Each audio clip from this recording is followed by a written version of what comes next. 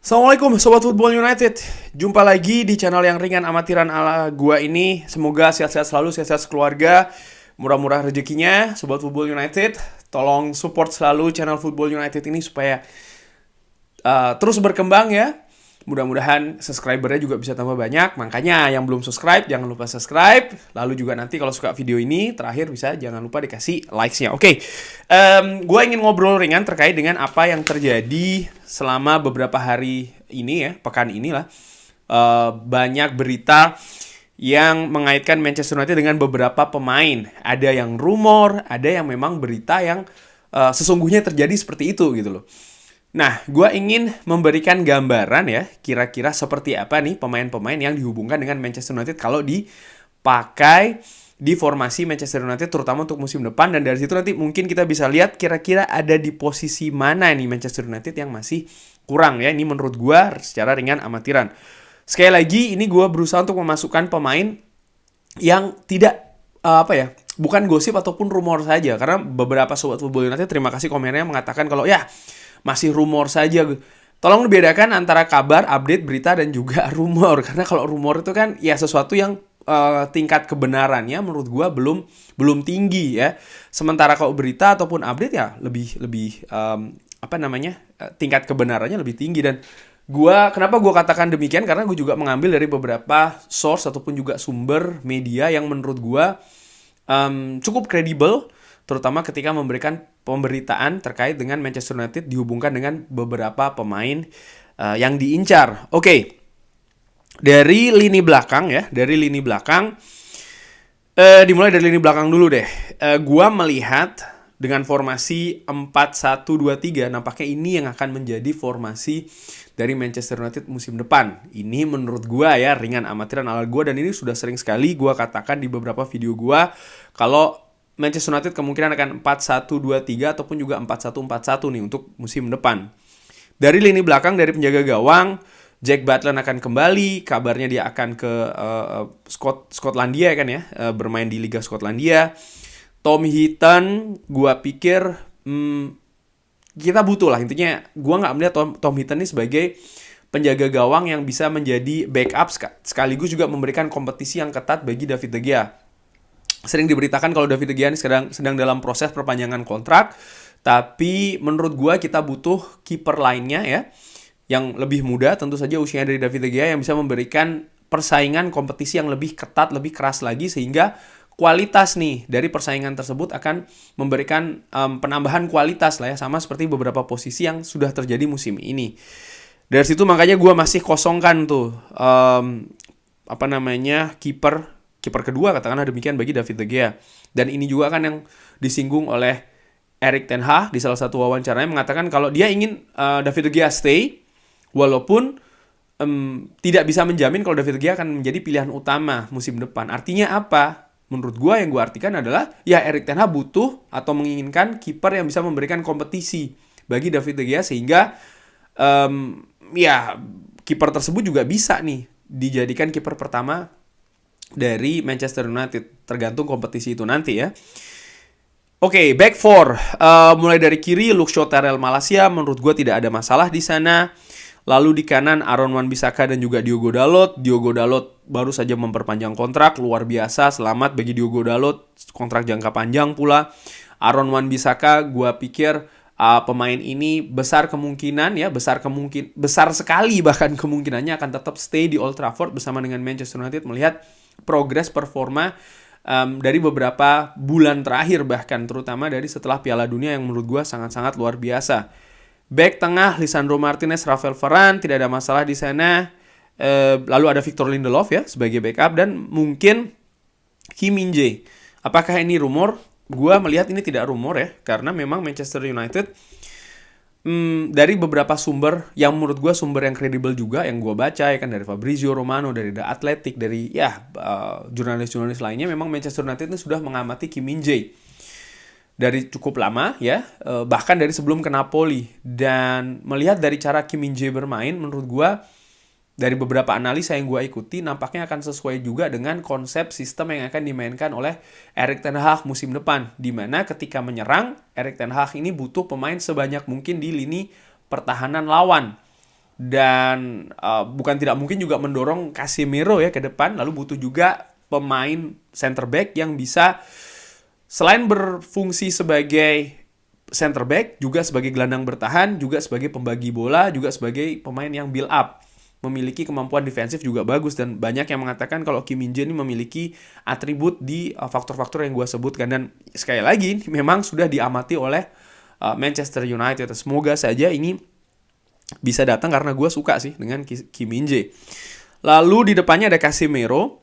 Nah, gue tulis di situ Scott McTominay sebagai backup, tapi gue sebenarnya ini sorry ya, gini 11 pemain, gue cuma bisa ngasih 11 pemain pengganti juga. Walaupun tentu saja ya squad kan akan lebih lebar dari cuman sekedar 22 pemain, akan lebih dari itu, gue paham betul, tapi keterbatasan apps ini yang gue pakai di sini. Lalu ya gue cuma bisa 11 pemain di atas lapangan dan juga 11 backupnya. Oke.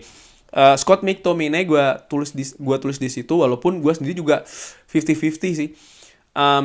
Ya pernah gue bahas juga, gue pinginnya Romeo Lavia ya kan, tapi ya lihat saja apakah Manchester United akan ke arah sana, terutama untuk breaker gelandang bertahan. Sering Manchester United ini mengalami kesulitan ketika Casemiro absen, dan Casemiro musim ini ini cukup sering absen loh hitungannya, karena kartu merah ya kan, dan lain-lain, sehingga Manchester United butuh backup. Dan sejauh ini yang ada di squad ya gue melihat Scott McTominay, walaupun kabar juga mengatakan Scott McTominay ada peluang akan keluar dari klub, tapi itu masih 50-50 ya, diminati oleh Newcastle.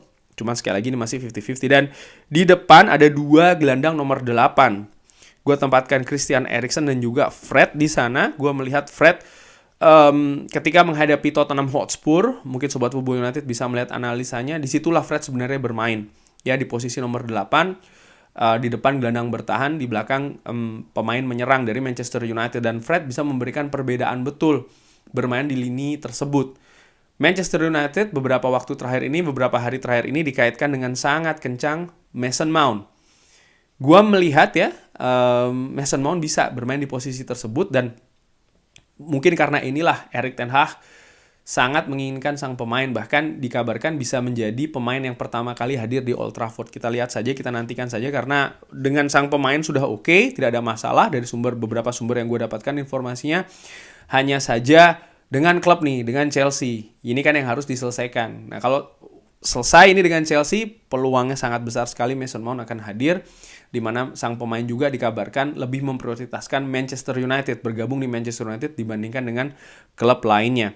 Di sebelah kanan menurut gua berpasangan dengan Mason Mount di posisi nomor 8, tidak perlu dikomentari lebih jauh, ada Bruno Fernandes. Gua tempatkan Christian Eriksen sebagai backup di sana. Christian Eriksen bisa bermain di beberapa posisi, termasuk juga posisi nomor 8, dan gua menilai ya musim depan dengan usia 31-32 tahun, melihat ketersediaan dari Christian Eriksen, memang akan sangat riskan ya kalau sang pemain ini dijadikan pemain utama. Sehingga gue berpikir mungkin perannya atau role-nya akan bergeser dari pemain utama di musim ini, di pivot ya, akan sebagai pemain rotasi atau pemain backup. Mungkin saja itu bisa terjadi. Dan 3 pemain serangan ya. Di sebelah kiri Marcus Rashford, Alejandro Garnacho, nggak ada masalah di sana. Di kanan ada Anthony, gue tempatkan Jadon Sancho di sana, walaupun ada Amad Diallo, ada Facundo Pellistri, tapi gue tempatkan Jadon Sancho di kanan. Yang menarik nih, striker tengah, Randal Kolo Muani dan juga Rasmus Højlund. Ini 2 pemain yang cukup sering juga disebutkan. Sudah dikontak ya perwakilannya masing-masing oleh John Murtough, beritanya demikian, oleh sekali lagi sumber-sumber yang menurut gue kredibel. Apakah bisa didatangkan, peluang didatangkan? Bisa saja, walaupun dikabarkan juga, dan gue ulangi lagi, memang Manchester United nampaknya prioritas utama adalah seorang Harry Kane. Tapi beberapa hari terakhir ini yang lebih kencang menurut gue kabarnya adalah Randal Kolo Muani dan juga Rasmus Højlund. Walaupun sekali lagi ini kan bisa ups and down ya berita ini. Dari sumber lain juga gue dapatkan memang Erik ten Hag menyukai Harry Kane, dan bisa saja setelah Piala FA nanti ya, ataupun ketika musim ini sudah selesai betul kompetisinya semuanya, mulai nih bergerilya untuk mendatangkan Harry Kane yang juga posisinya sulit bersama dengan Tottenham Hotspur. Kontraknya akan selesai segera ya kan, musim panas tahun depan, sehingga Tottenham Hotspur juga harus berpikir cepat nih, memberikan keputusan yang cepat juga, pun juga dengan sang pemain, karena usianya sudah semakin bertambah. harus memutuskan nih apa yang dicari sebenarnya oleh Harry Kane. Tapi sekali lagi Rondol Kolomoani ini dan juga Rasmus Højlund menurut gue dua pemain kualitas bagus, potensinya bagus, walaupun ada resiko yang tinggi juga. Gue sudah singgung di video gue sebelumnya. Tapi kalau seandainya kabar yang terakhir ini yang jadi dan katakanlah Manchester United mengeksekusinya, walaupun menurut gue tantangannya juga besar ya, karena ada keterbatasan budget, artinya untuk mendatangkan Mason Mount, Randal Kolomoani, Rasmus Højlund, Kim Min-jae, 4 pemain ini ya, nih Manchester United harus menjual banyak pemain. Menurut gue harus mendatangkan paling tidak 100 juta si income, ditambah dengan 100 juta budget yang kabarnya tersedia ya kan. Artinya, dan menurut gue sih 4 pemain nampaknya terlalu banyak ya. Walaupun gue ya ini karena berdasarkan kabar terakhir, tapi menurut gue 4 pemain datang, gue perkirakan sih mungkin akan sekitar 3 sih, tapi ya kita lihat saja. But anyway, ini dia nih pemain-pemain yang dikabarkan, bukan dirumorkan sekali lagi kalau menurut gue ya, karena sumber-sumber yang menurut gue cukup kredibel yang mengabarkan pemain-pemain yang dihubungkan, didekati oleh pihak Manchester United, oleh John Murtough ya kan. Dan kalau datang semuanya, walaupun kemungkinannya kecil ya, seperti inilah kurang lebih formasi dari Erik ten Hag musim depan. Bagaimana, cukup dalam? Ya so far sih ya, kalau bisa menyatu dengan bagus, terutama lini depan sih yang menjadi pertanyaan gue. Karena gue yakin Mason Mount dengan kualitasnya, pengalamannya akan lebih mudah beradaptasi dengan sistem permainan dibandingkan dengan Randal Kolomoani dan juga Rasmus Højlund. Tapi bagaimana menurut Sobat Football United? Ada tanggapan? Seperti biasa drop di kolom komen. Terima kasih sudah menyaksikan. Jangan lupa like, subscribe. Wassalamualaikum warahmatullahi wabarakatuh. Thank you.